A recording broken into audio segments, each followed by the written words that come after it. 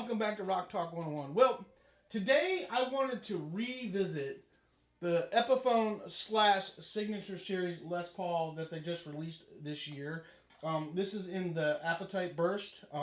Very beautiful, beautiful guitar. I love this guitar, but I already did a review on it, so this isn't going to be a review about this guitar. This is just going to talk about the craziness. I never thought in a million years that a guitar could cause so much controversy, and then a video made about the guitar could cause so much controversy. So I just wanted to talk about this because I found it very interesting and very funny about this guitar especially.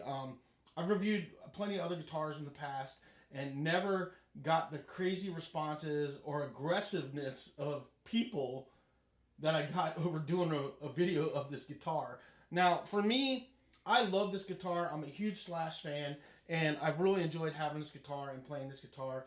I did that little intro there for you guys so you can kind of hear it because I think this guitar sounds really good. I really enjoyed it a lot, and I really don't have any complaints about it. The price has gone up on them. I don't know if you guys know that or not, but when I bought this guitar, it was $8.99, and now they're like $9.49.99. So it's jumped $50 since I bought it. So I don't know what's going on with that, but it seems like everything in the music industry is jumping up. But this guitar, especially, has really caused a lot of controversy, and I think there's a lot of Slash fans out there that love Slash, and there's a lot of people that love Slash but hate this guitar. I never thought I'd see so much hate and love for one guitar. So I just want to talk about some of the comments that I made and just some of my thoughts about it. And then I want to hear some of your thoughts. I really appreciated the thoughts on the video I actually did on this guitar. I'm reviewing this guitar so you guys could hear it and see it. And granted, the audio wasn't the best on that, and I felt it could have been better. But I did the best I could with what I had at the time. And, I was just trying to give a video and give my thoughts about it. Like I said, I'm not some super great guitar player, not some famous guy out there making millions of dollars. I'm just a guy that likes to play guitar, and I love doing the reviews of these guitars and the gear that I have and talking about it to try to help you guys make more of an informed decision of whether you're interested in buying it or not. Everything that you see on my channel and everything that you see, I'm not sponsored by anybody. I pay for everything I got. Like, everything you see is everything I got. And I just love music, and I love to try to help people when it comes to music. So that's why I make these videos. So anyway, back to this guitar. Let's talk about some of the things that happen. So one of the biggest arguments about this guitar are the pickups. The second biggest argument is the price. But let's talk about the pickups. So everybody wanted better pickups in it. They weren't happy with the pickups that are in there. These are the Epiphone burst buckers or whatever they're called. I can't remember what they're called, but they're the Epiphone pickups and stuff. They wanted the Gibson burst buckers. This is like the Epiphone burst bucker, but it's supposed to be the pickups that are in this guitar are supposed to be a custom wound by Slash's specifications, is what they said. Now, I don't know what that means. I don't know if Slash went in there and said, this is how I want them wound, this is what I want in there. Not sure what all that means, not sure what all that entails. I don't work for the company, I don't work for Epiphone, and I don't know Slash, so I can't answer those questions for you. But you would think that I work for the company with the responses that I got with some of the things, because people attack me like I actually work for Epiphone. But everybody wanted at least the Gibson burst buckers in there, or they thought that it should have Slash's Seymour Duncans in there for the price of this guitar, because this guitar is not cheap. I mean, even at $899.99, $900, I mean, that's an expensive guitar, and people were disappointed, especially now with the release of the Lazarus that has the Gibson burst buckers in it, and it's actually even at a lower price. So people were freaking out, and they're like, they're just paying for a name. Well, yes, you are paying for the name. You're paying for Slash's name. But that was one of the biggest complaints, was the whole whole pickup argument was huge, and people literally went crazy. And when I voiced my opinion and said that, I didn't feel that the pickups were bad, and I didn't have a problem with the way they sounded. And, do I agree with you? Maybe it would have been nice to have, either Gibson burst buckers or the Seymour Duncans / Seymour Signature Duncans. Yeah, that'd be great. I'd love that. But they didn't do that. That's not what we got. This is what you got, and you have to deal with it. And if you want to do the pickups and change them, you can have them changed. Now, that was another argument people attacked me on. They're like, I'm not paying another $200 pickups, and it's cost so many $100 or more to get them put in there. It's not going to cost you hundreds of dollars to get pickups replaced. Guitar wiring is not that complicated. It's very simple, and they can do it fairly cheap. If you have the pickups, you take it to a guy that does that stuff, and they can have it wired up and back to you. I mean, if they're not busy, you can have it done in a couple hours. but you can have it in a couple days. So it's not complicated to do that. But that was the thing that people freaked out on. And then the other things I was getting, another guy commented, so in that video, if you guys go back and watch that video, and you can go back and find it, every riff that I played in that video was off of the Appetite for Destruction album. And I literally had a guy tell me I needed to learn how to play Guns N' Roses songs, and I thought that was hilarious because every song I played was a Guns N' Roses song. And I looked up that guy's YouTube channel, and it turns out that he's some kid that plays video games, and I'm pretty sure he wasn't even a sperm thought in his dad's balls when Appetite for Destruction was out. So he probably doesn't even know that that album exists because he probably thinks that Guns N' Roses is when Buckethead was playing with them, you know, and doesn't realize that like Slash is actually, you know, was the original guitar player, you know, him and Izzy Stradlin. So I find it's funny, but I never thought that so many people would get so upset about a guitar. Like, I got this guitar because I love Slash, and I thought it'd be cool to have one of his limited edition guitars. So I spent the money and I bought the guitar. I love mine. Got no complaints with it. I really enjoy playing it. I think it's well done. I think there are things that are different on this guitar, like the neck shape and the body shape. There are some subtle differences on this guitar from other Les Pauls that I own that I feel Slash had influence with. I don't know if he did or not, but I just feel it in the guitar, and I have no complaints with it. But man, people were pissed. I mean, just pissed. So many people were like, you know, F this, F that. I'm not buying that. That's too effing expensive. I can buy this. I can buy that. And you can. You can go out and buy. There's other Epiphones out there that are really nice. They have the 50 or 60s edition Bourbon Burst that has the Gibson Burst Buckers in it as well. And that's a beautiful guitar. But the thing is, it's not a Slash Signature Series guitar. It's just an Epiphone. Yeah, is that awesome? Does it come with some better pickups in it? Yeah. I mean, I guess.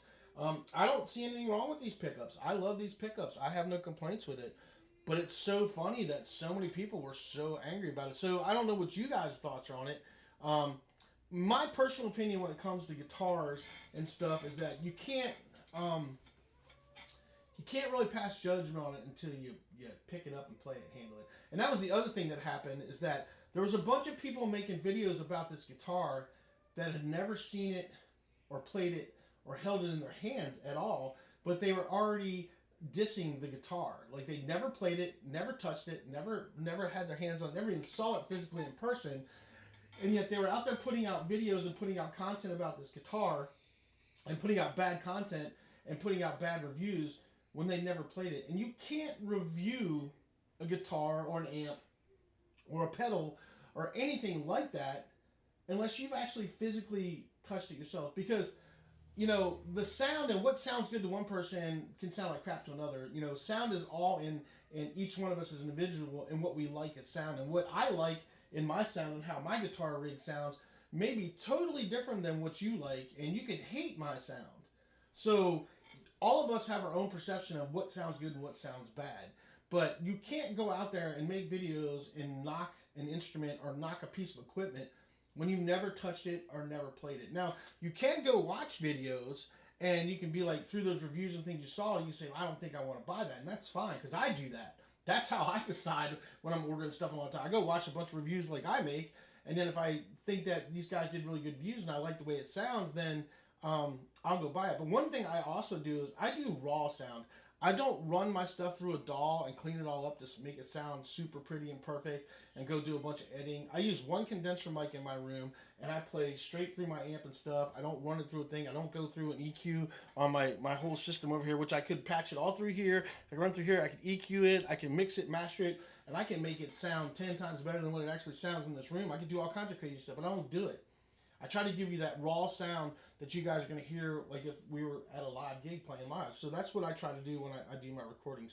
But I never thought that this guitar would cause so much controversy. I just never thought that it would be that crazy that by doing a review that not only would people be so angry and upset that they would attack me. I mean, I literally got attacked, and I should pull up some of the things, but I was having people attack me and saying nasty stuff to me. Like I actually worked for Epiphone, or like I knew Slash, and it's my fault because I didn't tell Slash that he needed to put his Seymour Duncan Signature Series pick. It was crazy. I mean, just crazy. And you guys can go back. If you go back to my video, you can read all the comments and you can see what it is. And I just tried to be polite and courteous to those people and try to just talk to them as best I can.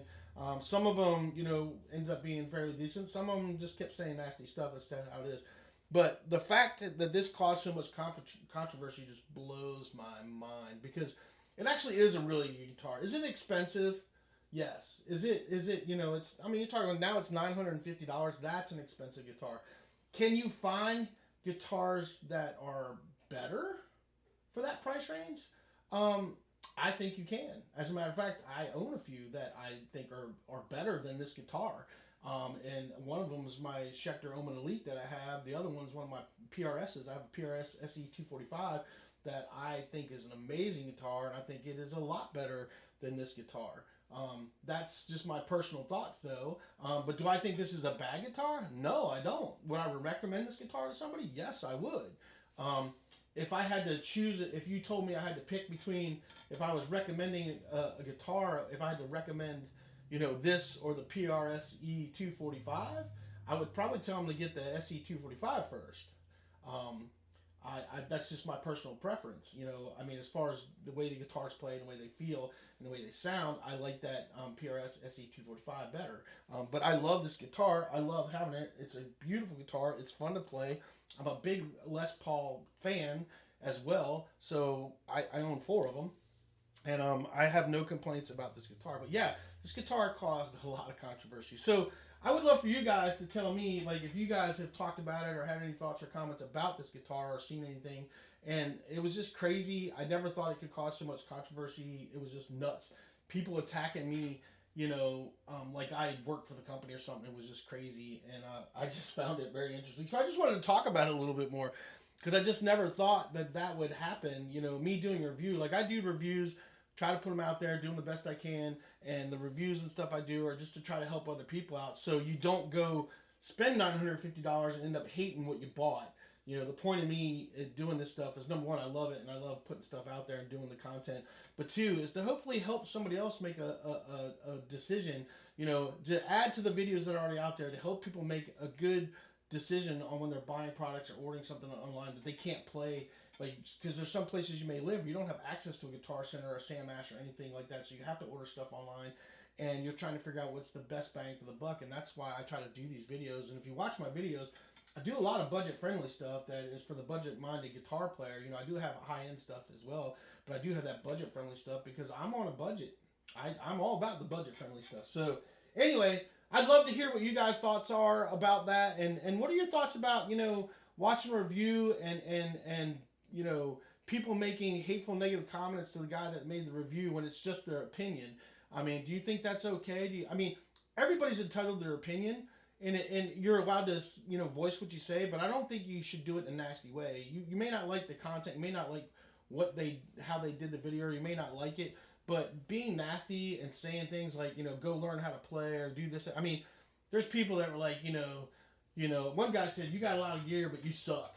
And I'm like, okay, that's great. I never said I was some great guitar player.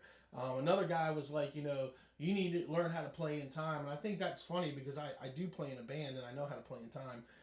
And I know what he was talking about, because if you go watch the video, I was off in what I was playing. And as soon as I was done doing it, I flat out said that I just totally screwed that up and messed it up. I mean, I admitted to my mistakes. So I don't understand when you're watching it and a guy's admitting to making mistakes. And I do that when I make these videos. You guys will hear me all the time when I'm like, yep, screwed that up. Have no problems admitting when I make mistakes because I'm not perfect. I don't think I'm perfect. But I just think it's funny that people feel that they have to point it out and be nasty to you about it.